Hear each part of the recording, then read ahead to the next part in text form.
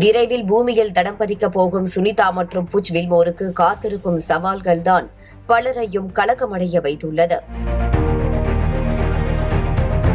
9 மாதங்களாக விண்வெளியில் சந்தித்த பிரச்சனைகள் என்ன, கடைசியாக சுனிதா விண்வெளி வீரர்களுக்கு சொன்னது என்ன பார்க்கலாம். சர்வதேச விண்வெளி மையத்திற்குள் 9 மாதங்களாக சிக்கி தவித்து வரும் சுனிதா வில்லியம்ஸ் மற்றும் புச் வில்மோரை மீட்க விண்ணில் சீறி பாய்ந்தது ஸ்பேஸ் எக்ஸ் நிறுவனத்திற்கு சொந்தமான விண்கலம் ஒன்று.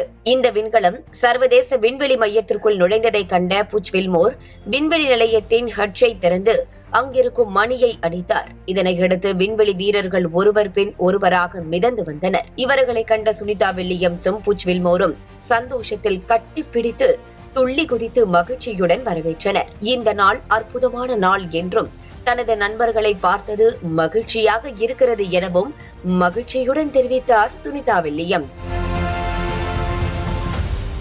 சுனிதாவும் புச் வில்மோரும் மிக மோசமான உடல் பாதிப்புகளுடன் பூமிக்கு திரும்புவதாக தகவல்கள் வெளியாகியுள்ளன.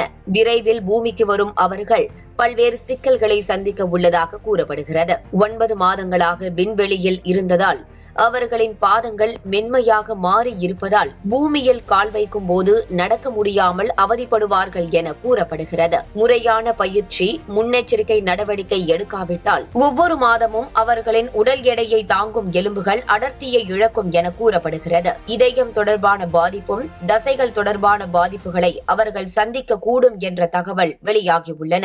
அது மட்டுமின்றி கண் பார்வையிலும் சில பிரச்சனைகளை இருவரும் சந்திக்க கூடும் என விஞ்ஞானிகள் தெரிவிக்கின்றனர்.